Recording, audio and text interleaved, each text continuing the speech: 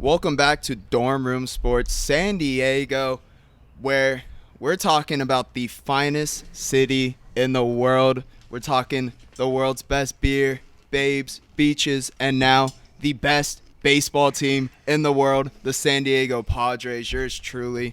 We're going to get into all Padres today. Opening day special. David Leland once again joining us. Very special guest.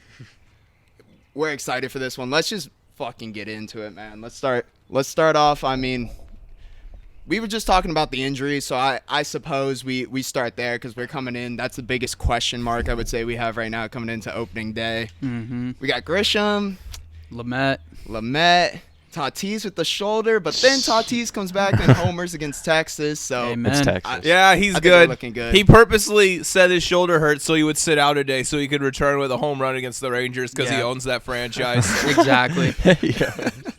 I love that. I think that might have been what he was doing, honestly. But I wonder if Chris Woodward cried about that home run being disrespectful. Oh, man. Disrespectful to homer off these guys when you got a shoulder injury. Yeah. You're not supposed to homer in spring training with a shoulder injury. It's another unwritten rule. It's disrespectful for you to come in and play through an injury during a spring training game. It's just disrespectful. And then continue to own our franchise. Anyways, it was good to see from Tatis because when he came out of the game against Cincinnati the other day, I was like, oh, no, you got to be kidding Definitely me. a scare. Heart sank when you saw that tweet. Yup. Well, I was watching the game on the webcast, and I saw that and I heard Jesse Agler say, or it was actually Tony Gwynn Jr., said, uh-oh, and then he came out of the game, and I knew something was funny because he bounced the throw to first base, so I was like, and then Tony Gwynn Jr. is like, uh-oh, and I'm like, oh, no, but he's all right, he's good.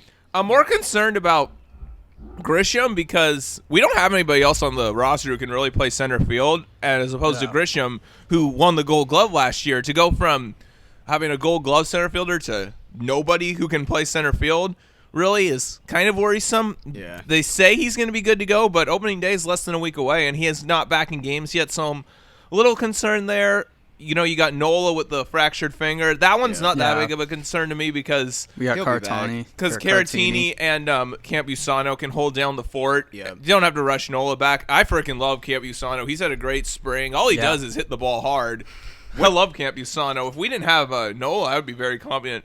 Confident in Campusano long term. I mean, Nola's 31, so maybe Campusano still really is the catcher of the future. We'll see. Yeah. If the NL gets the DH next year, there'll be a spot for him, which I think they will in the new collective bargaining agreement after this season. It's ridiculous we don't have it this year. But I know. It's stupid because they're just going to add it in the new CBA next year. So exactly. Anyways, so I'm not really concerned if Nola has to miss the start of the year. As for Lamet, he looked healthy against the Giants. I don't mind bringing him in slow because there's because we want him in October. If you look at our schedule to start the season, we play 4 teams that were pretty far under 500 last year. Well, the Giants weren't that far under 500, but Arizona was. Surprisingly, Texas was. And surprisingly.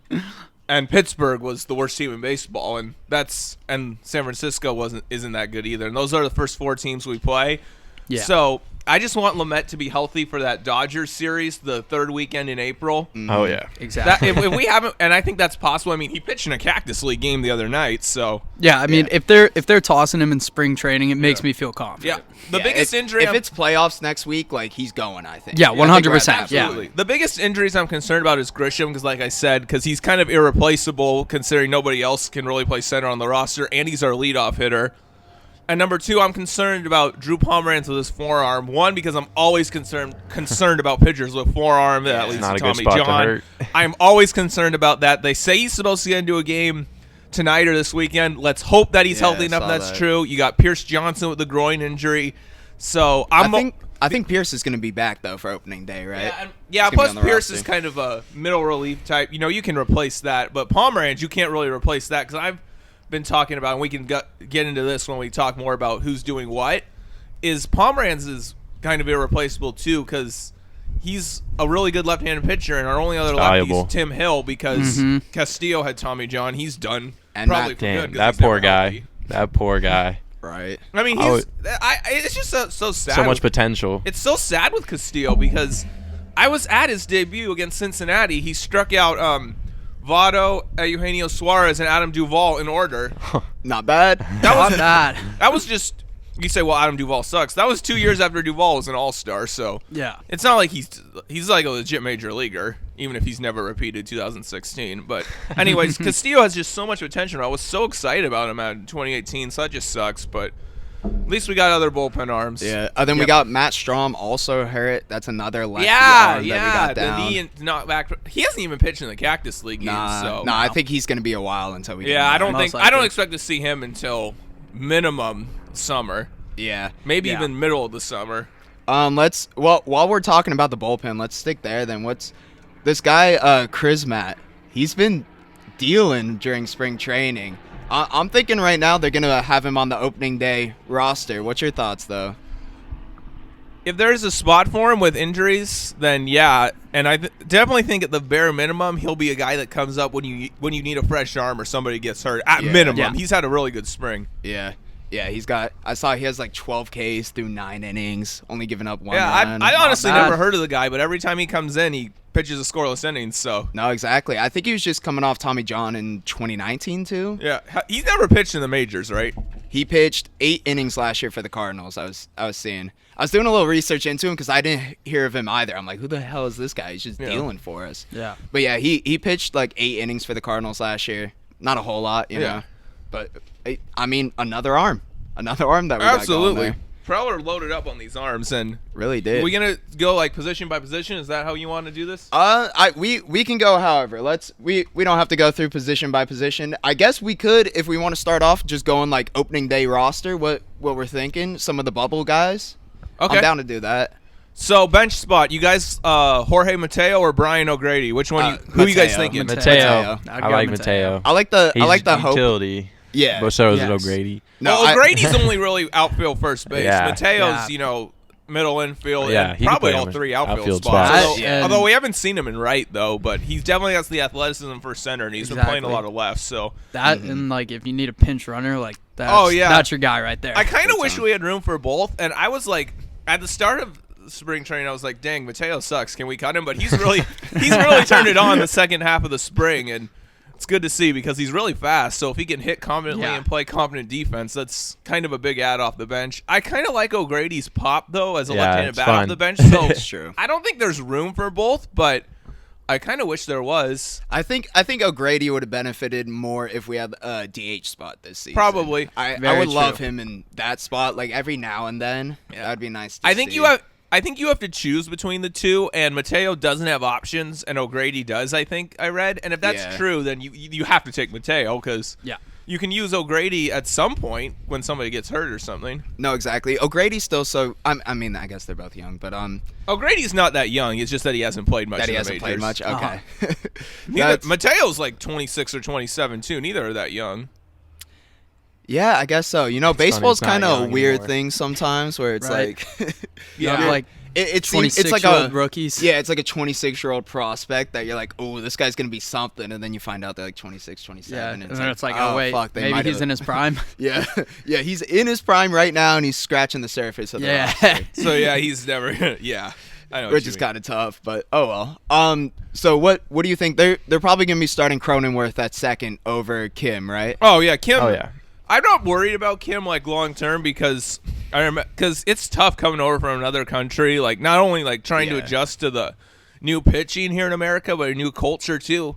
I mean, remember when people freaked out because Ohtani had a horrible spring training in 2018? Yeah. Oh yeah. And I saw somebody say a couple weeks ago that Ichiro struggled in his first spring training coming over from Japan. So Okay. I think you just got to be patient with Kim. I think he'll be fine. But, I mean, how can you deny Cronenworth the way he played last year and he's Oh, had a good 100%. spring? I mean, he should have been 100%. rookie of the year. Yeah. Yeah. He made a nice that's play. 100%. Yeah, and Cronenworth's a great defensive Defensive. second baseman. Oh, amazing. He made a heck of a play last night, charging a ball glove-to-glove flip, and, of course, Hosmer frickin' dropped it. I don't know if you guys saw that play. Didn't. It was on the webcast last night, so I was watching the game, and the guy hits a slow roller second. Cronenworth, great play, charging a glove-to-glove flip, and Hosmer drops it. Hosmer's got to play better defense this year. I feel like Hosmer defensively has gotten worse and worse every single year. Like I remember back on the Royals, like he was a pretty respectable. He won- respectable 100%. I mean, Yeah. he won 4 Gold Gloves in Kansas Yeah. City. Yeah, and then So he's it one of the seems better like, defensive first basemen all of baseball before he came over. and that's I feel like when we were getting him too, that was a lot of the talks over his like bat. It was like how well he was defensively. But Yeah, then that's I'm just not. gone Yeah, downhill a little bit. his hitting I'm fine with because 100%. last year when Start we elevating. got Tingler and this new coaching staff, he started to made some adjustments, started lifting the ball more because he's always hit the ball hard. It was just that he hit it on the ground. on the ground too much, but he was hitting the ball on the ground less. Straight into the shift. And he was hitting the ball on the ground less, and he hits the ball so hard that his average is like really good on fly balls because he hits the ball hard. So, full season this year, he can have 25, 30 homers, and if he continues to not beat the ball into the ground like he didn't last year when he actually played because he was hurt a couple times, but his hitting's fine, but he's got to play better defense, and he still sucks against lefties, and this is what I want to talk about. This goes into what I want to talk about with the catchers. I mean, I don't know how you can deny Camp Usano. I mean, you can make use for 3 catchers, especially with there being no DH, so Yeah. you can use Camp Usano as a pinch hitter. And I think against tough lefties, you got to put Nola at first base and either Caratini or Camp Usano at catcher because Hosmer's still not very good against lefties. Yeah. And you got to keep Nola's bat in the lineup sometimes Definitely. when Caratini is Darvish's personal catcher. So Yeah. I think we can make use of 3 catchers, of all 3 catchers. Don't you guys? Yeah, Honestly, absolutely. yeah. I like that idea. That's it. It was almost. It made the decision easier. The fact that obviously we don't want Nola hurt, never want him hurt, but it made the decision easier. I feel like with the roster, the fact that we don't have to decide on which catchers yet, because I Yeah. think there was a good chance we were going to go with 3 catchers anyways. But then that makes everything else a little tougher. So it is like we can kind of like feel out for a little bit how some of those like bubble guys in there, like Jorge Mateo specifically, does. Then decide when Nola comes back the moves we want to make. Yeah. So what do you guys say for bench? The 2 backup catchers, Caratini and Camp Usano, and then Mateo and Profar for Profar. Yeah, the bench? those are my guys. And Kim. Oh, Well, and Kim. and Kim. Oh, And then when Nola comes back, it's going to be one of those guys, or we're going to have to go 13 with our pitchers. well, don't you want? Can Kim go to AAA? Because I'd almost want Kim getting regular at bats once the AAA season I like starts in That would be May, nice. and then have O'Grady off the bench because we don't really have a. Interesting. Because O'Grady to me is like that left-handed power bat off the bench. Because Profar's not really a power. power bat per se. Yeah. I mean, he's a switch hitter, but he's a better right-hand hitter than a left-hand hitter. So I kind of like the idea of O'Grady as left-handed pop off the bench. So I hope that we can find a spot for him. And Kim, he can play second, third, short. So if any of Machado, Tatis, or Cronenworth gets hurt, knock on wood that doesn't happen. But if it does, you would bring Kim up and play him in that spot because he can play those 3 positions. Yeah, I mean, Exactly. O'Grady definitely would be nice to have off the bench as a pitch hitter, especially losing Mitch Moreland in the offseason. Well, Mitch Moreland sucked. Mitchie for us. too bad. Hey, That's Mitchie he too made some bad. plays last year. He made some plays. He had a few clutch hits in there. He got better towards the end, but when we first got him, he didn't hit anything. I'm Yeah, like, it was really? tough. It was tough in the beginning. I was like, really? We trade for this dude? He sucks. but he was he did end up doing nice at the end there. Yeah. Yeah, he turned around a little bit. So there's one other spot too with Lamet likely going to be out. Who knows the first beginning part of the season. So Morahone is looking like starter number 5 in the rotation. Personally, I like that. I'm I a like- fan I like of it. I Yeah. like the thing I like about Morahone is what hurt Morahone in the minors and in his brief major league stints to this point was that the command was inconsistent and control. But another thing is he always let innings spiral on him when there was a walk or a lucky hit or an error. It spiraled on him. But a lot of times this spring he found himself with a run in and guys on, and he limited the damage. So that shows a lot of growth to me. And the game against the Giants the other night, he pitched 3+ innings. He had 6 strikeouts, 2 walks. So good. Yeah, He's that's always good. had the stuff. So he seems like he's made some real growth this spring. So I'm all for that. What I think's interesting to me is, are we gonna have 6 starters? Because Tingler's been saying that we have to build these guys up from 60 to 162, and we play 24 games in 25 days, right, to start the season, or 25 and 26, something like that. it's every single day. So I think the only off day we have in the first almost month is the Thursday when we go from here to Texas after the opening homestand. So, Sheesh. That's a lot of games. Yeah, it is a lot of baseball. A lot of and we're Lot of trying baseball. to. That's a lot of base. That's a lot to ask for from a fairly young rotation like we have. If you're not trying to go from 60 to 162, so Yeah. I'd say 6 starters is probably gonna happen. What do you guys think? Weathers or Gore for the 6 starter spot? That's the damn question. I think I like That's- Weathers I like better. Weathers. He performed, man. He's been struggling in spring though, but he has like I don't know. That He was- has shown it in the regular not and he's shown it in the the play- in the playoffs. He's shown playoffs. it in the I playoffs. was impressed which with the is- poise he showed He was against so the Dodgers cold-blooded the in the division playoffs. Oh series. my That was God, crazy. he was Was. an animal. I Yeah, know I that like was very impressive to me. The poise he showed in the division series against the Dodgers. And I've heard some BS. I don't know how 100% real is, but the whole reason they kept McKenzie down last year is he had mechanical kind of issues that he's still working out. Yeah, Yeah, he's I mean getting you don't through. want to rush. Don't want to rush that. He's been having a tough time locating. because the upside for Gore is so high that you don't want to mess it up because it's so much potential in there. You gotta make sure he's absolutely ready so you don't mess that up. No, 100%. Although Gore did pitch pretty well against the Reds the other day. He gave up the home run to Castellanos, so that's it. Yeah. Castellanos with a deep fly to left. I was about to say that. Had Did you to. see Ben Higgins do that on Yes, I ABC? did. That was hilarious. That was fantastic. That was a big W. Oh my god. But yeah, I'm honestly like I remember last year too. I was so excited for Mackenzie Gore. I'm like, why aren't we calling him up? Like, just give me Mackenzie Gore right now. But After losing Clevenger. after losing Clevenger, Lamet being hurt, seeing our bullpen starting to get hurt and everything, and like knowing how much depth we have, I am fine waiting on Mackenzie Gore. Yeah. I don't need Mackenzie Gore in my life quite yet. I'm okay to wait on it. What do you guys think about the bullpen? Who should be the closer? Who do you guys think? Pomerantz. I think you gotta have Pomeranz Yeah. right now. I Oh, think he's gotta be your interesting. guy. I mean, obviously Pomeranz is your best reliever. I don't think that's much of a question. It's just that I don't know. I feel like our bullpen's better if we use him kind of like how Cleveland used Andrew Miller those years they had him. yeah. And like, you know, whenever the game's on the line, obviously you're not going to use him the way Cleveland shut used him in down the guy. playoffs because that would have been on pace for like 200 and something innings over. But I do. but you know, use him when the game's on the line. Yeah. So do you Very like true. Melanson then? No, At I that don't really closer like spot? Melanson. No? That signing to me was kind of whatever because what is he, 35, about to be 36? And Dude's a psycho. his, Getting up there. We got him He for didn't- cheap though. He didn't strike anybody out last year with Atlanta. His strikeout to walk ratio is not that good. He gives up a decent number of hits, and he's just not the same guy he was in Pittsburgh. I don't think he's Yeah. going to be that good this year. So, no, not Melanson. So who do you Alright, like alright. at closer?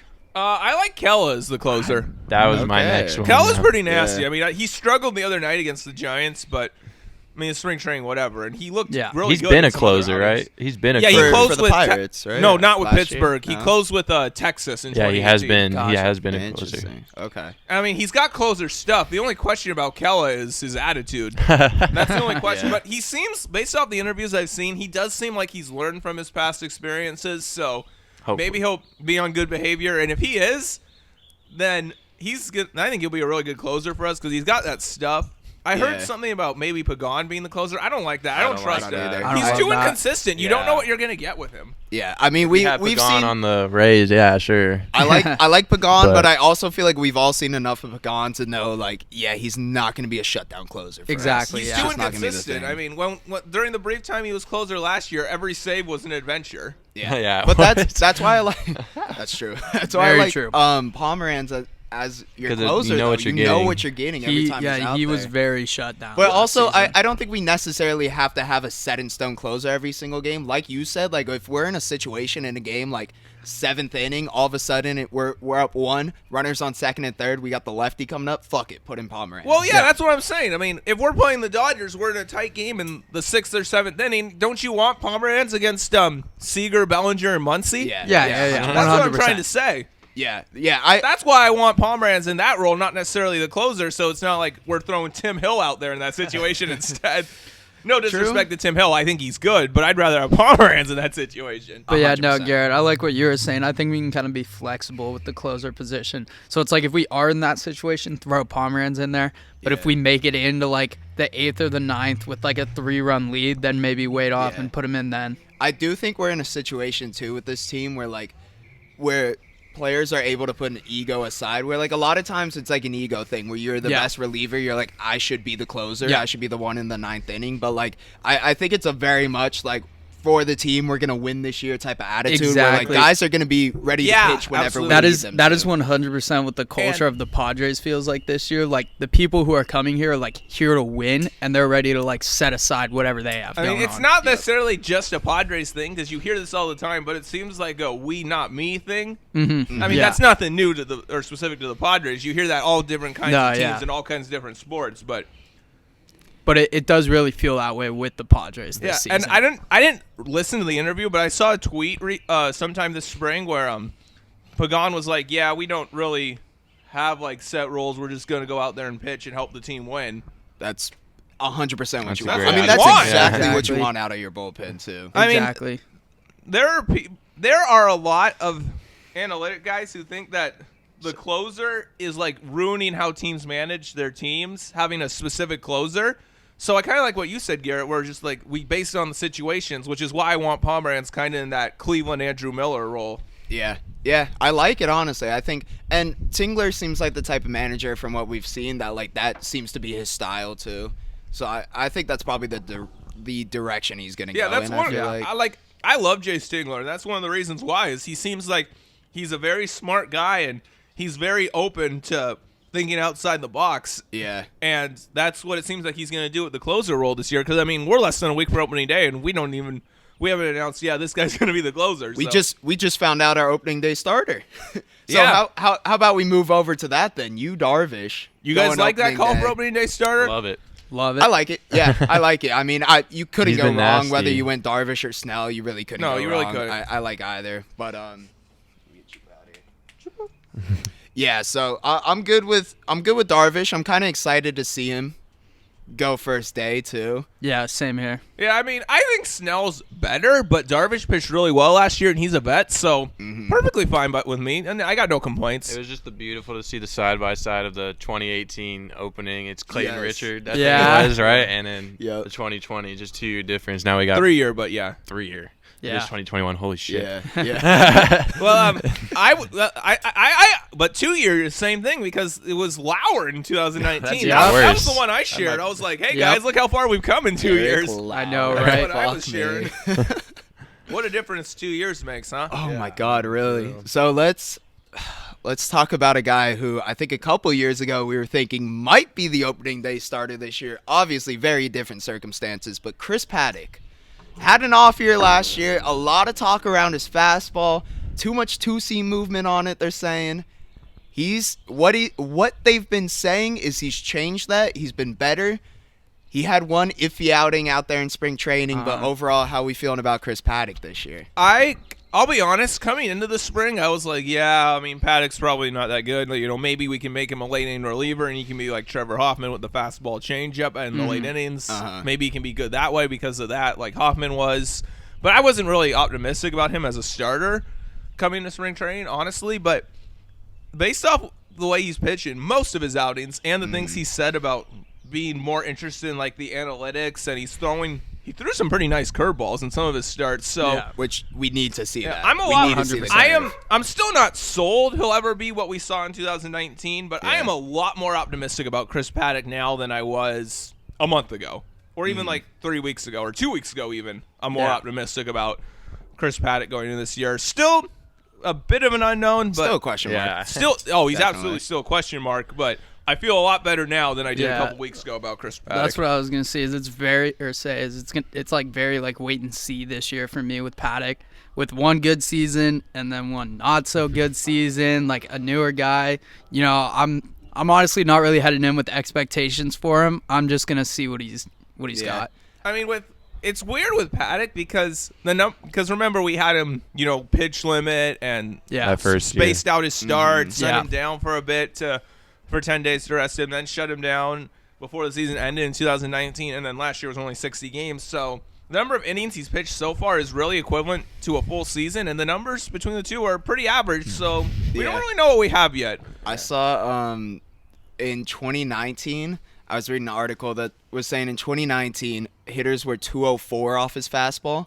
Compared to last year, they were 262 with a 658 slugging off his fastball. Yeah, it just seemed like every time he threw a fastball Down that the wasn't absolutely perfectly leaped across the located. plate. If it wasn't perfectly on the outside corner or perfectly on the inside corner, it was a home run pretty much. Yeah, Trevor, I was kind of curious because you got decent amount of pitching experience, a little D1 pitching experience. Is that a common theme, especially with guys who come straight over the top, where like they'll start maybe like losing their angle a little bit, and the fastball's like running into the middle of the plate? I think Paddock's best thing is his tilt. You're going straight up to down, and you're attacking your fastball low, and that's what he was really good at. And then obviously being able to elevate from time to time. Mm-hmm. But like he was saying, if it wasn't perfectly located last year, he started coming. I don't know exact mechanics behind. I'm sure he wasn't coming as over the top. It would just run in and find barrels. Especially in the MLB, you can't have anything leak over the plate. Even inches matter. No.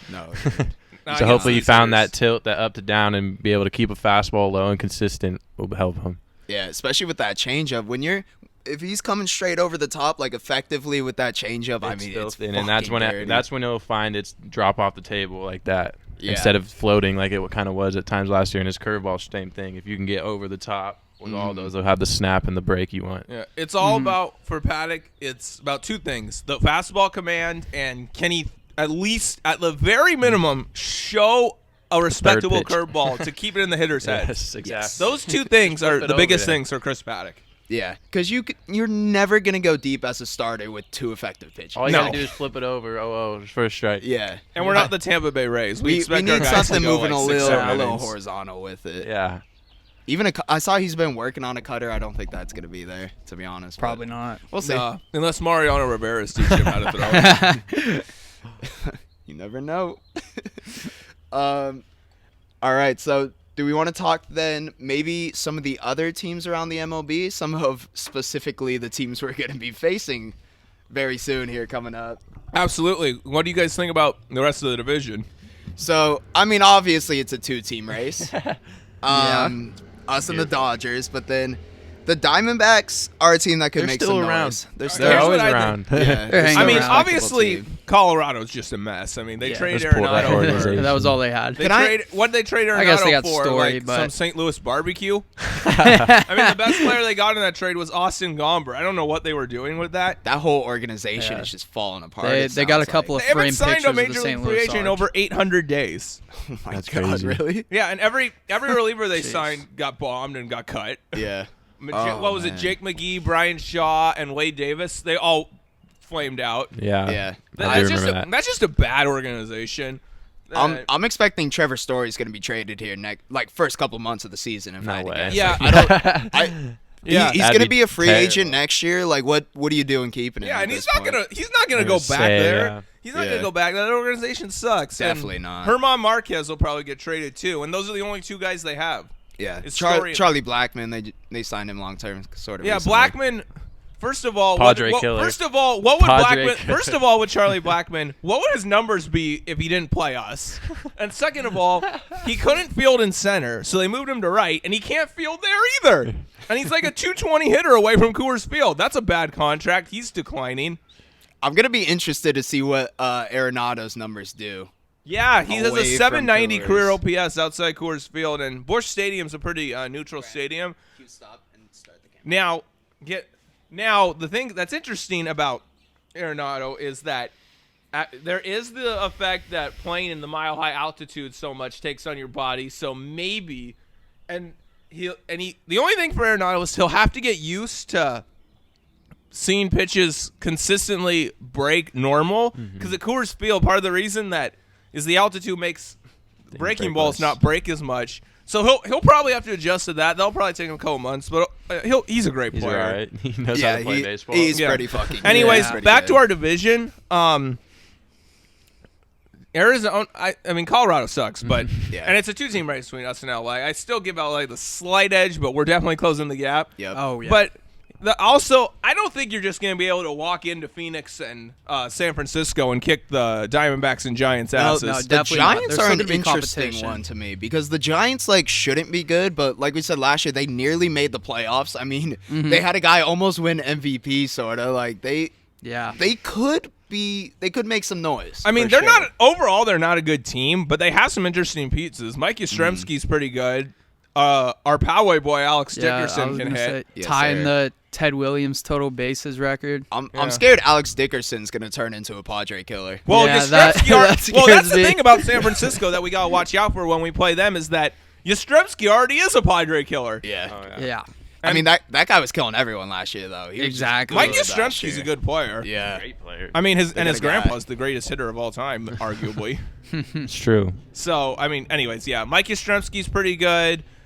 Dickerson can hit. Brandon Belt looked like the Brandon Belt of old last year. That's a name. They yeah, got wow. they got Brandon Posey Belt. coming back, and I think the year off is going to really Posey's help his back. body. Very Like he was true. declining, but I think a lot of that had to do with the beating his Catching body you. was taking. Yep. Now he's got a Yeah. year off, so I don't know. He might be better. So, and then obviously I think he's gonna be and then good. Arizona's got Ketel Marte's pretty good. Bumgarner.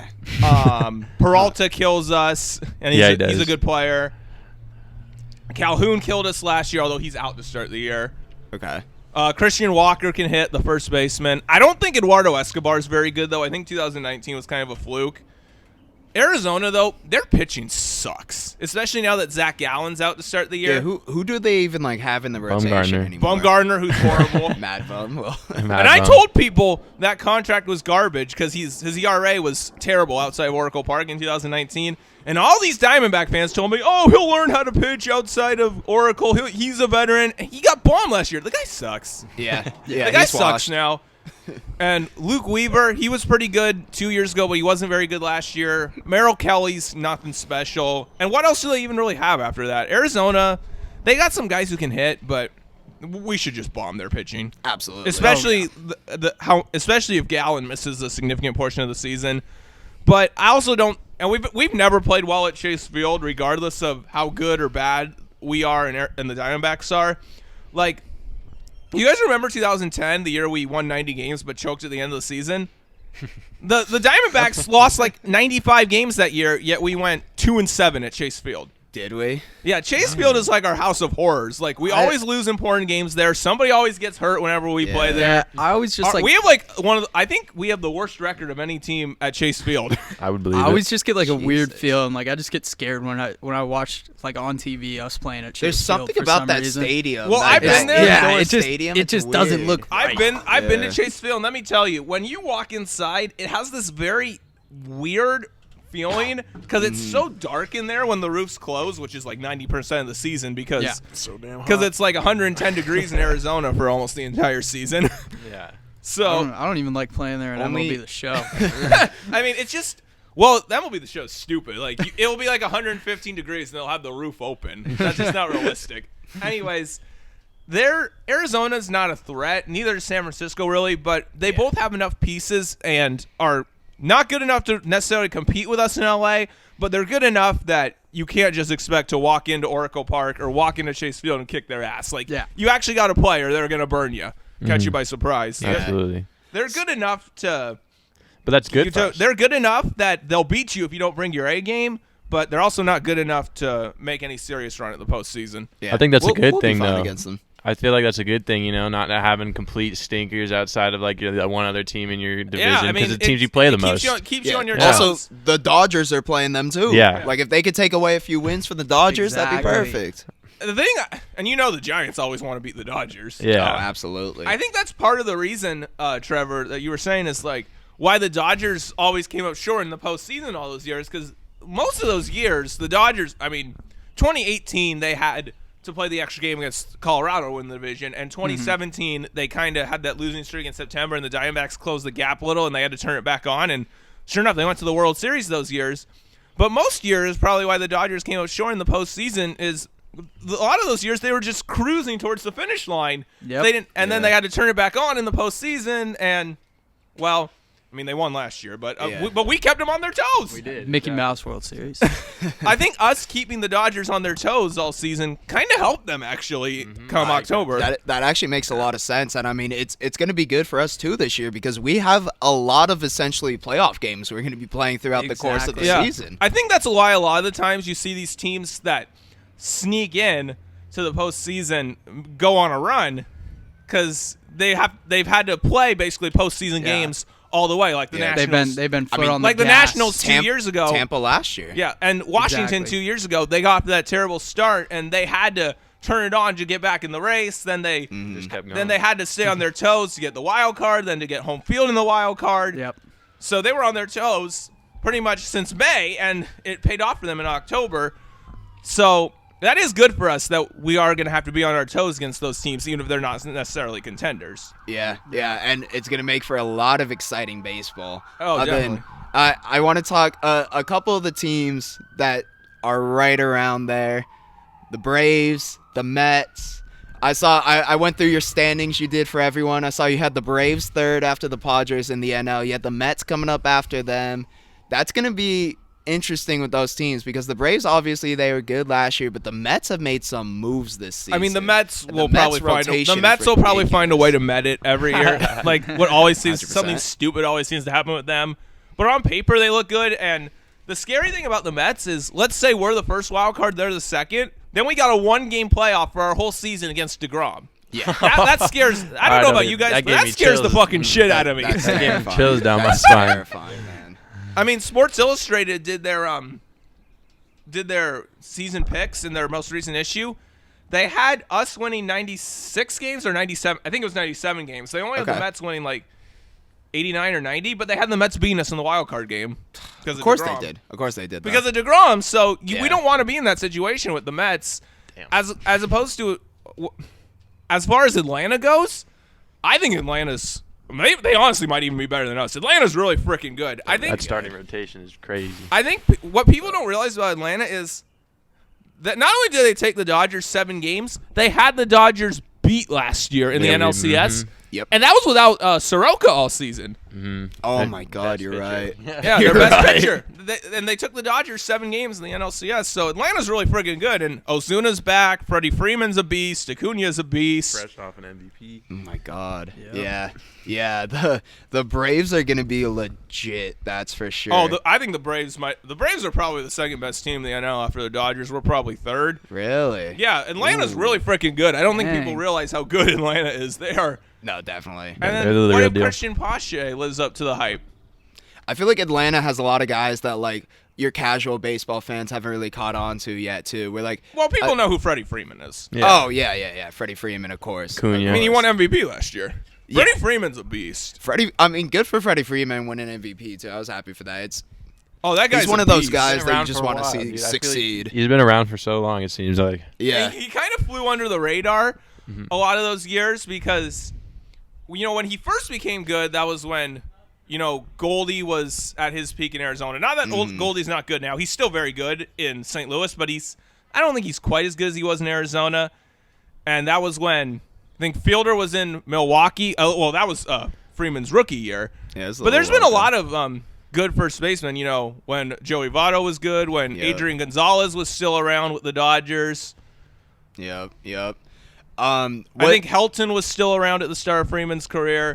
So he's just fallen under the radar of a lot of these National League first basemen. And then Ryan Zimmerman, obviously, when he was good. Yeah. So he's flown under the radar a lot, but now he's surpassed all those guys, and good for Freddie Freeman for sure. That dude's a beast. 100%. So how about the Nationals too? That's another team that could definitely be interesting. They had the World Series a couple years ago. Juan Soto is a definite MVP candidate going into this year. Juan they have Soto a really is like good rotation. Juan Soto is like the present day Ted Williams. That guy is yeah. amazing. I've been He's seeing a a lot of beast. Tony Gwynn comparisons to him. Well, I mean, Tony Gwynn didn't draw as many walks as Soto did, and Soto hits for more power, but Yeah. Soto does strike out A a lot. lot more than Tony Gwynn did, but so did everybody. Not that Soto strikes out a lot because he doesn't. Yeah. Fair. We're also only a few years into his career. I mean, we got. I mean, but it's got a lot of ridiculous. Juan The Soto guy's ahead of us. 22 years old. Has and a World Series. The guy's 22 Yeah. years old. He's got a World Series ring. He had like almost a 500 on base percentage last year. I mean, it was only 60 games, but I don't care. Almost 500 on base percentage is so impressive. It's ridiculous. Even over 60. I mean, it's Juan Soto. We know it's legit. We know it's not a 60-game fluke, I mean, he had over 400 on base the 2 years before that, so the guy's amazing. Yeah, he is. He's legit. He's legit. If he might end up passing Trout as the best player in baseball in a few years. Ooh, interesting. You got Soto above Tatis In in terms of ceiling. Who has the higher ceiling?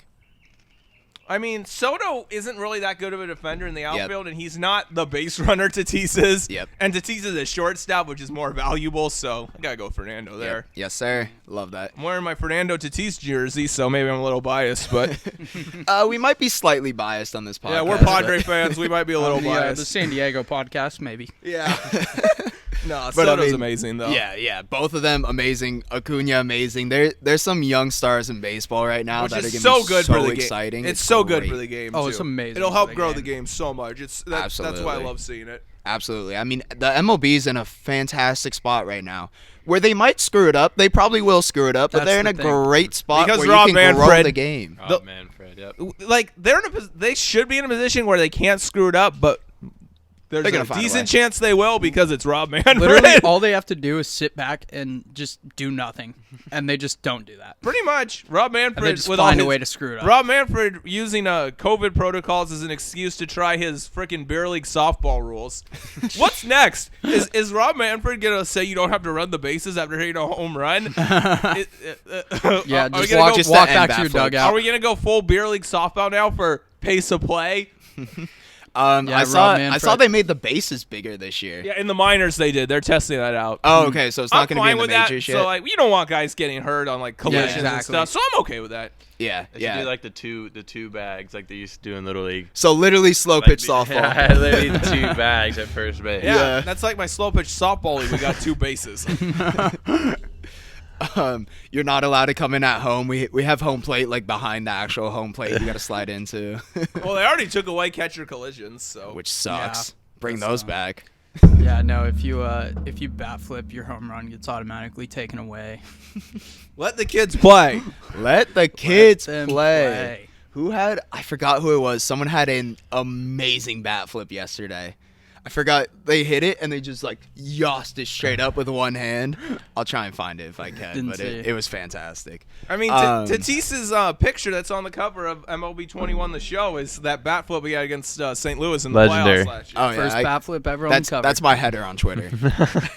That's my lock screen. Yes, sir. It's funny because I think the announcer of that game for ESPN was like, he's going to be on SportsCenter for that when he like throws the bat up the first base line, and then it's on a video game cover now. So, hell yeah. Right here. It's my phone wallpaper. Oh, hell yeah. Jonathan Araz.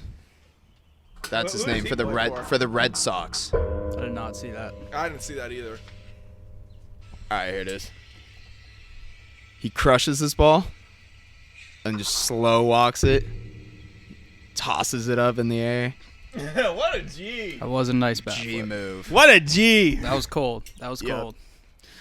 All right, so let's start talking a little atmosphere into the stadium. David, I know before the podcast you were working on getting tickets. I mean it's crazy this year. We saw the Padres have the most expensive resale value for opening day out of any team in the major leagues. I Supply never and thought demand. I'd see the Who would've day. thought? Never thought I'd see the day. Small market. We're a Supply small and market demand. though. Yeah. Supply and Remember, demand. I know I though. see this and I Sure. just like think back to those days where you'd like wake me up before school and you're like, hey, like get mom to check you out. We're going to the Padres game. Buy like Right. $10 tickets. Yeah, to I go mean, sit in the Be like, outfield. tickets are like I mean, $5 today. yeah. during the rebuild at like on my lunch break at work, I'd be like, hey, $20 tickets for like the second row in left field. Phone a friend, see if they want to go to the game. Right. That was me every summer during the rebuild. It was great. Now it's going to be an investment to go to the game. Oh, You'll be like, absolutely. Yeah. all right. Now, I wanna say something about August 17th, we got tickets here. They just dropped down to like $280. Let's buy the dip. Let's buy the dip. Like, all right, let me move some money You around. talk about atmosphere in the stadium. That's an interesting point to me. I mean, you're gonna see, what is it, 10,000 sound like 100,000. Oh, it's going to be crazy. You want to start the season, and Yeah. then it sounds like the way things are going, it sounds like we'll be able to get into the orange tier of the reopening system by our second homestand, which would push Beautiful. us up to 33% capacity. Okay. So even more fans, and hopefully things keep going well with the vaccine rollout and numbers keep going down, so that by the end, in the postseason we can have a Hopefully. full house. Absolutely. Because That'd be awesome. That would be You guys saw electric. the celebrations in the street during a pandemic. Oh, I mean, yeah, we were there. For a We were wild there. card. We were there. Wild card during a pandemic, and you saw people going nuts. Could you imagine if we freaking won the World Series? right? Yeah. Right? We Yeah, were there. That we was were part of it. That was probably my favorite moment ever as a Padres fan. Trevor's down here watching with me at State. Soon as we won, like we started seeing like a couple videos downtown early. We're like, all right, we gotta hit it. We have to hit that. Yeah, I was watching it at a friend's house, and I was debating going downtown for that because that was sick, dude. If we freaking won the World Series, could you imagine the scene downtown? Dude, I was sitting there for a wild card game. We had that. I was sitting there That'd be in absurd. like my dorm room in Oregon, and like people were trying to watch the game with me, like non-Padres fans, and I'm like, no, like get out of my room. Like you don't understand this. I love it, bro. And then I was just sitting there like celebrating by myself, watching Garrett send me all the videos of downtown. Were you just like, fuck you, I wish I was there? Yep. 100. I was like, dang, should I just fly back right now? Pick the right day to bring Cinnamon World.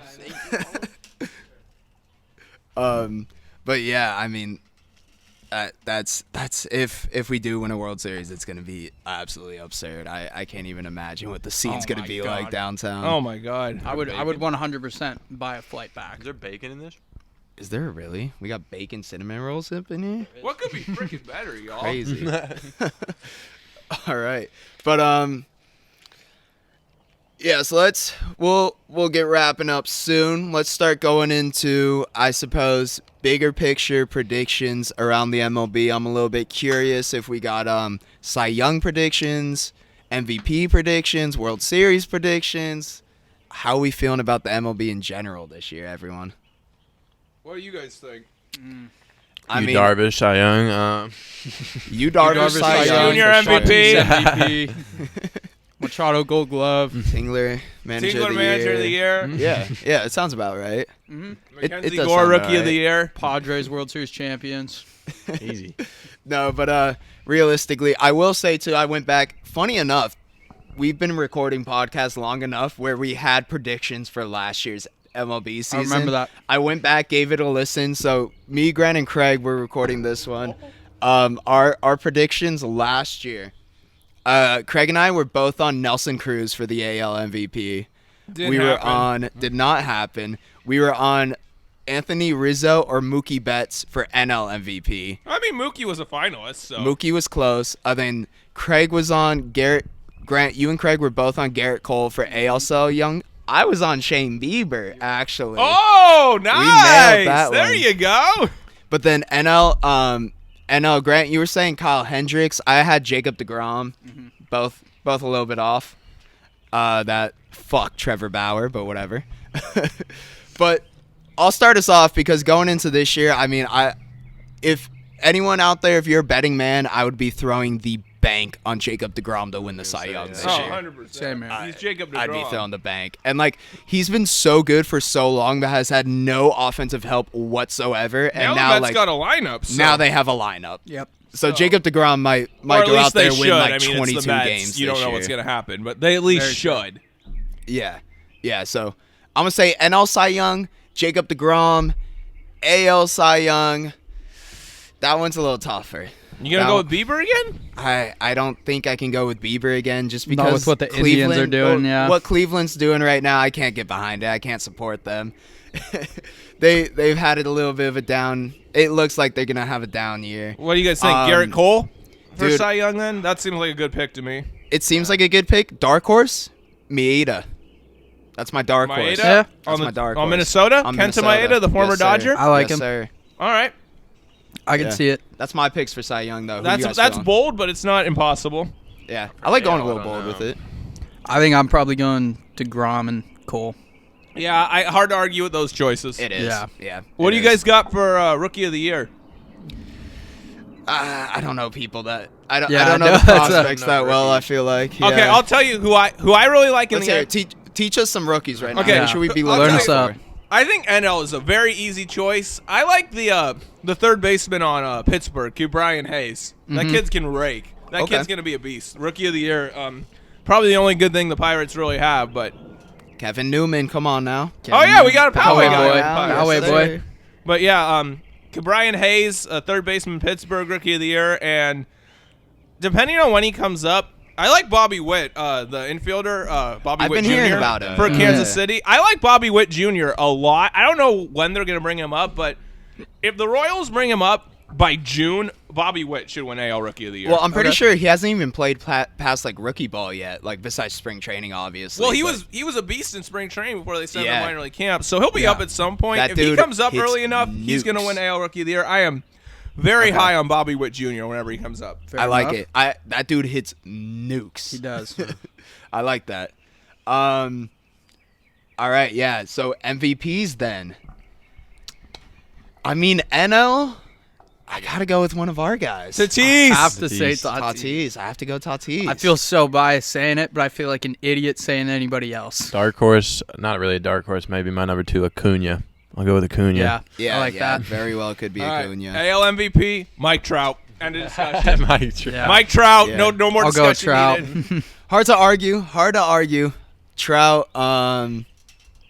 Maybe Yeah. Judge if he stays healthy. It's over 162 though. You think about who's gonna be consistent like that over 162. Like Mike the answer's Trout. Trout. It's gonna Mike be Trout. Trout. It's Yeah. gonna be Trout. Don't sleep 100%. on Judge though if he's healthy. Yeah, but But the issue is he can be consistent healthy. too. Yeah. Being healthy. Same with Giancarlo. Like, Yep. yeah, we'll see. Big What boys. do you think? Do you think the Yankees are a threat for the World Series here? Obviously, they're a threat, but like, how do you feel about the Yankees? Oh, the this Yankees season? are very dangerous if they're healthy. Yeah. I mean, if those guys are healthy, and then you got Garrett Cole, you got Severino's going to come back midseason. They got Jameson Taillon from Pittsburgh. True, Corey Kluber yeah. still has a chance to bounce back. They might be getting Domingo Germán back. I mean, they got a great bullpen with Chapman, Justin Wilson they signed, and obviously Chad Green's a beast. So the only question for the Yankees is will they be healthy? Yeah. And that's a big Yeah. question, but it's the only question for the Yankees. Yeah. I hope they're not, but they probably will be. They'll probably be the Yankees and just fucking dominate. I would love to see. I got 2 teams I would love to see in the World Series from the AL, though. I'd love to see the Twins, and I'd love to see the A's. A's, I'd love to there's see no them both. chance for the No A's. chance. But I would love to see the Twins. But I'd love to see the A's. Yeah, no chance though. I mean, they lost Simeon. They didn't sign anybody besides Rosenthal, who was just replacing Hendricks. So basically, that's a net zero. And they didn't bother to replace anybody else or make any other additions. So no chance on Oakland. Yeah. How about the Blue Jays? The Blue Jays have sort of a sneaky, really good lineup They do, but now they're dealing with injuries already. already. Yeah, Springer is Kirby Yates is hurt right now, huh? Yeah, he's gonna have Tommy John. I feel so bad for Kirby. Sucks. I love that guy. Sucks. That sucks for Kirby. I love that guy. I feel so bad for him. Yeah. Um, Probably a good thing we moved on, though. Oh yeah, definitely. I mean, the guy's done now. Yeah. Springer's. I unfortunately. think Springer's got a grade 2 oblique strain. Oh, really? So yeah, Toronto's already dealing with injuries. Man. Plus, they don't know like month to month where their home stadium's gonna be. That's got to take a toll eventually. 100%. Yeah. I'm sure it's going to 100%. be cleared up pretty soon. I end of mean, the season. I don't I Canada. don't know. The problem with See what Canada the does. problem with the Blue Jays getting back to Toronto is that Canada is extremely lagging on their vaccine rollout compared to us. Oh, so yeah. Canada's going to be slower in getting back to normal than us because they've botched their vaccine rollout so far. So it's going to be tough for the Blue Jays to get back to Toronto, definitely in the first half of the season. I do Yeah. think that eventually it gets figured out and they are back in Toronto at the end of the season. But because I mean, you saw it got off to a slow start here. Now we're cranking out 2.5 to 3 million a day, no problem. Yeah, exactly. So Canada get will there. probably figure it out. It's just going to take time though. So the Blue Jays will probably end up playing in Buffalo again during the summer months when it gets too hot to play outdoors in Florida, too hot and humid. Yeah. But anyways, like I was saying, I got way off topic. Not knowing where your home games are month to month, that's going to take a toll on Toronto. Definitely does. I don't think enough people realize that. I'm taking them to finish second ahead of Tampa Bay, but I don't think Toronto's going to be as amazing as people think just because A, the injuries, and B, that's got to take a toll. Like, where are we going to play our home games month to month? I mean, you Yeah. saw that with in the NFL with the 49ers in the last month of the season when they didn't know when after Santa Clara County had their contact sports ban for the last month of the season and they had to play their home games in Arizona. You could see that kind of took a toll on the Niners. Yeah. yeah. So Well, that takes a toll on teams not knowing where you're going to play month to month. To bring it back to another Toronto team, I mean, the Raptors to start this season were off to a horrible start. I'd have to imagine it's because they're playing at like a high school gym down in Florida. Well, Yeah. no, they're playing at the Lightning Arena, saying. I mean, It's a different field. The than, Raptors like, just have issues with their team, but Yeah. being in a spot where it's like, how do I put this? Where you're like, okay, we're gonna be in Tampa to start. Might be a month, might be 2, might be all season. That's in the back of your head, and that fucks with you. definitely. So I wonder if that's gonna be very curious to see how that plays out on the Blue Jays. Definitely. All right. So, getting down to the end here, David, I did want to ask about with the SD Fan Central account. I was going through. I saw. I've seen a couple of your posts, other fan accounts from different teams, commenting some. I saw you did with Tampa Bay account, right? Yeah. You collabed. Yeah. Yeah. So what's like going into the season, going into certain teams when they're coming to town? Who's the fan bases we should be looking out for? Who's got the fan accounts who have been in the comments? Like any beefs with fan accounts? What do we have going on? Any what? Any like beefs with fan accounts? Any fan bases that just be ready? Well, obviously the Dodgers. Of Other than course. that, Of not course. really. Besides the Dodgers, yeah. I mean, it's weird because this year, it's the access is so limited. It's basically just like season ticket holders. Yep. So it's not like you got a bunch of visiting fans like a normal year. So I don't know about that. And other than beefs, besides the Dodgers, not really. So no, I would right. say no. The thing is, I think with a lot of other fan bases too, is they're also very sick of the Dodgers. Yep. And they know we have the best chance to take them down. So they're kind of rooting for us. I think you're 100% correct Yeah. on that. I mean, even like my friends who are Giants fans, Oh, all they of know my Giants they know fans, that yeah. they're out, so they're like, we're pulling. They're for all you like, guys this please, year." please just beat the Dodgers. Yeah. I feel like a lot of people are saying that that us and the Dodgers is the next Yankees Red Sox, and a lot of people, I see this here, I mean, end up pulling for the Red Sox because they want somebody to beat the Yankees. I think that's going to be us, where like the Dodgers are like the Yankees and we're like the Red Sox in that regard. Exactly, right? And I think that Yankees-Red Sox is a great comparison Mm-hmm. because, like I said, not this year because it's still, weird with the pandemic and stuff.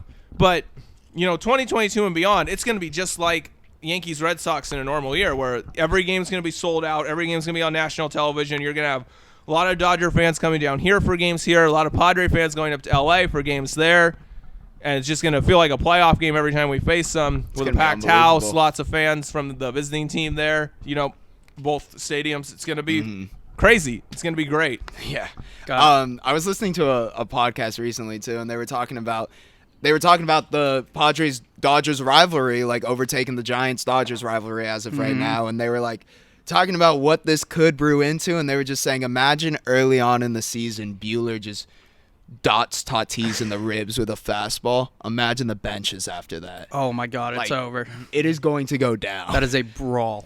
If something like that happens, if we peg like Imagine- Bellinger or imagine- something, like it is going to Dude, go down. Did you Imagine see the- Bauer hits Tatis. Did you guys see It's over. Did you guys see the Ringer post that was like they ranked all the players most likely to start a brawl? Oh, really? Who was at the top? Please tell me Manny was up there. He was up there, but he wasn't number 1. Okay. Kello was number 1. Oh, really? Well, because remember Kello with Pittsburgh, he threw at the head of Derek Dietrich to start those brawls with Cincinnati. Right. God, that brawl was Oh my freaking God, wild. that That was. Reds Pirates brawl a couple years ago. Yeah. And Yeah. you know what was funny about that is Chris Archer's just getting punched at the bottom of the pile, and then he gets back up, and Puig shoves him against the railing. Dude, Puig He's, is like, just kicking. whenever Puig's on a team, you're just like you don't want to start beef with that Yeah, team. no, I saw that. It was just like one of the Pirates players was like handing the Reds player his hat back, and Puig was just like staring the dude down, and the dude was like, "I'm trying to help. Like, what did I do?" Yeah. And that brawl was just so funny to me because David Bell got ejected for arguing balls and strikes. Then like the acting manager got ejected when Jared Hughes threw it. I think it was Starling Marte. So it's like the third in command, which is like some outfield coach or something, comes out to the mound after the Pirates bench is like talking so much trash after I think it was Jose Ozuna hit a home run off Amir Garrett. And then the Pirates bench is just talking so much trash, and he's staring over them, yelling at him. The coach comes out. Amir Garrett's like, get somebody up because I'm going to go fight their asses. So then the coach just takes the ball, pats him on the asses like, go get him. I mean, and of course it was Trevor Williams who was, of course, acting like a fake tough guy and then yelling when everybody's around him because he's a Rancho Bernardo Bronco, so we know he's a pussy like that. Yeah. Oh, man. Some slight bias inside San Diego on this podcast as well, if you guys can't tell. Yeah. So anyways, Taking that shots was at just other so funny. cities And then and Amir parts of Garrett this. throws a punch. Like, he would have, like, Amir Garrett's a big-ass dude. Like, Huge. if he landed any of those punches, somebody would have, like, broken nose and stuff like that. I would not want to fuck with That Amir brawl Garrett. was just so crazy because I think the funniest thing about that was, remember David Bell got ejected earlier? He comes charging out of the dugout and trying to go after Clint Hurdle because they kept throwing at him. That was so funny. And then he's like, "You're a piece of shit. You're a piece of shit." It's like 3 or 4 dudes are holding him back. Oh, one more thing I just thought about we get to see this year. Astro Shame Tour. Do people even care anymore? I saw Yeah. something. I saw somebody. do. somebody I care, but had- like, is it gonna be like a Hopefully. lot of the Hopefully. wins been taken out of the sales Yeah. of that? Yeah, Whereas- how effective is the heckling in 80% empty ballparks anyways? well, it depends on where you're in It's a little Texas. more personal. in Houston, In Texas. but then Houston games won't be. Yeah, but still, some of those other. I mean, Arizona just lifted their COVID restrictions. But I mean, Chase Field's still only 25% capacity for now. Yeah, but Doesn't- partway through the season, you'll get some fans. in Doesn't there. help that most of Houston's away games will be in California. True. Does not help. I saw one tweet. And It was in just Washington, which is another, yeah. I saw one tweet. It was like the MLB has announced the rules for like wearing masks in stadiums. You should only have them off at 2 times: when eating or drinking, and when booing the Astros. yeah, but that's another thing. People are wearing masks. How you can't hear anything through those things. If you get loud enough, you Yeah, can. that's why there's only That is one gonna be a acceptable weird scene. conspiracy theory on the pandemic, and that's the Astros released it so that they Yes. wouldn't hear it from other teams' fans. Yes, the that's what only it was. acceptable That's what conspiracy it was. theory. Very unusual timing. Very weird coincidence with Yep. the timing of it all. Astros unleashed it so I they think wouldn't get Rob booed at sold Manfred's out in on it stadiums. too. Rob Manfred, I wouldn't put it past Manfred. Yep, Oh yeah, because the Astros are Rob Manfred's favorite team. exactly. All right. So we can get into. Actually, we haven't even talked about Trevor Bauer. Can we just bring up how much of a fuck Trevor Bauer is real quick, and how he Can got he just, lit like- up for 3 homers the other night? Yeah, Can he just Oh my God. He's becoming such a clown show, the pitching with one eye open, talking endless trash on social media. It's like, dude, just shut up. Talking trash to his own fan base on It's just social like, media. dude, His own fan base. It's like, yeah. dude, shut your mouth, stop with the theatrics, and fucking pitch the baseball like you're paid $40 million to do already. Honestly. Yeah, it's- His act, I gotta be honest, I used to think Trevor Bauer was funny. Now he's just getting old. It's just over the top. It's his so much at this point. shit's tiresome. I can't wait to light his ass up. Dude's a clown. Hey man, I let's talk hope about so. Tatis going yard on Trevor Bauer in the show trailer. The show trailer. And then Bauer doing the McGregor strut off the mound after. Yeah. That was That so was funny. comedy. You mean the one where he hits the friggin' bomb off him and throws the bat? Yep. Yep. Oh, that yep. was The awesome. signature in the trailer. bat flip. Oh my God! If the first time Manny just goes yard off Bauer at Petco, holy shit, the crowd's gonna go insane. It doesn't matter It's gonna be how much insane. capacity is there. It's Oh, gonna be I know. crazy. Because like I Like you said, said, the 10,000 sound like 10,000 is gonna 100,000. sound like 100,000. Yeah, it is. 100%. Yeah, I it said is. that at the beginning, or not the beginning, but earlier in this recording. Yeah, Mhm. I can't wait for that. Oh my God. All right, let's wrap it up. Random Padre of the week to close I'm this not one ready. out. I know I didn't come prepared with one, so we're gonna go off the top of the dome here. Who wants to start off? Who's got one off the top of the dome? I got one. I got one too. You want to go first? Yeah. Pedro Siriaco. Oh, Remember him? 2013. I did not remember that name. To be I completely honest with you. actually don't remember that name. Yeah. Infielder. How long did he play for us? Just 2013. Just 2013. Just okay. 20 well, That's a random Padre for sure. That's a good one. I Kevin just went to Kuzman games that he played in, so. Cool. Kevin Kuzman off. Didn't we bring him up last time? Did we? I don't think so. No, I don't think we did. Scott Hairston last time. Yeah. Yeah, I knew it was somebody from Scott that 07 Hairston team. last time, yeah. The I Coos. miss Coos. The Coos. Oh, I thought man. I remember going to like one of my first Padres games, and you heard the Coos. I was like, why are they booing him? I thought so Yeah. too. It was, and one of the 2007 was like the first year I was like 06 was the first year I started watching the Padres and Me rooting too. for them. 07 was the first year I was like super into them, which was a terrible year to first get super into them because they broke our hearts at the end of the season. Yep. But anyways, yeah, and I remember the first game I went to, the 2007 season, Kuzman hit a walk-off single in extra innings. So There you go. There you go. Man. Against Colorado. I'm gonna use this random Padre of the week to bring up something that I just learned this week. Ted Williams was a San Diego Padre. And they were a minor league Yeah, team. he was a They minor were a league minor Padre. league team. Yep. Ted Don't tell Williams. anybody that, though. It's better for the story if he was a major league Padre. Yes. Yes. Ted Ted Williams. Williams. San Even though he Diego probably Padre. retired before the Padres were a team. Yeah. Yeah, I think he did. I'm pretty sure he did, too. Yeah. I'll go. Oh, yeah, because he was managing the Washington Senators before they moved to Texas, and they moved to Texas in 72. So, yeah, he definitely retired before the Padres were a major league team. I'll go Will Venable. Will Okay. Venable. Okay. That thought crossed my head, actually. Yeah.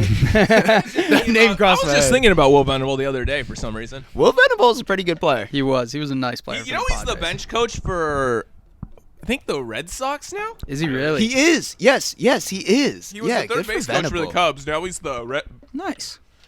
Good for Will Venable. I always liked Will Venable. I hope he becomes a manager someday. That'd be kind of cool. Yeah, that'd be I mean, cool. he's a bench coach, so that's one step below. He could Closer. be a manager someday. Yep. All right. Well, with that being said, then, thank you guys for listening to the podcast. If you haven't already, subscribe, rate, and review. David, thank you for coming on once again. Thanks for having me, guys. And to anybody who made it this far, thanks for listening to my dumb ass. Thanks for listening Goes to for all all of of us. our dumbasses. Where should you want to shout out any of your social medias? Where should people follow you? Oh, yeah. Instagram at SDFanCentral. The fans that is plural for the fans. There's an S at the end of that. So, yeah, follow that. I'll add it in the bio of this podcast. I'm closing in on 3.7K, so Oh, yeah. any Let's follows go. would be appreciated. 37 Believe. That's still a thing? Oh, yeah. It's a thing with us for sure. I thought that got replaced by the whole 69 nice thing. So, both they're are both great a thing. numbers. They're Both both are a great thing. numbers. I mean, pick your poison. I hope I get to 6.9 thousand someday. That'd be cool. Let's get it there, people. Let's get it there. Let's go. Also, follow at AOTADRS, AOTADRS on Twitter. We're at like 6 followers, so let's get this going. Let's double that. Let's please. double that by the time you're done listening to this. Please, Amen. yeah, we just made that account. We're going to be uploading these podcasts on that account. Also going to be posting some clips from the podcast, so go follow. If you enjoyed that podcast, go follow it on Twitter. Help us to grow the brand. Yeah. All right, boys. Peace. Let's go Pods. Go Let's Pods. go Pods. Friar Faithful, baby.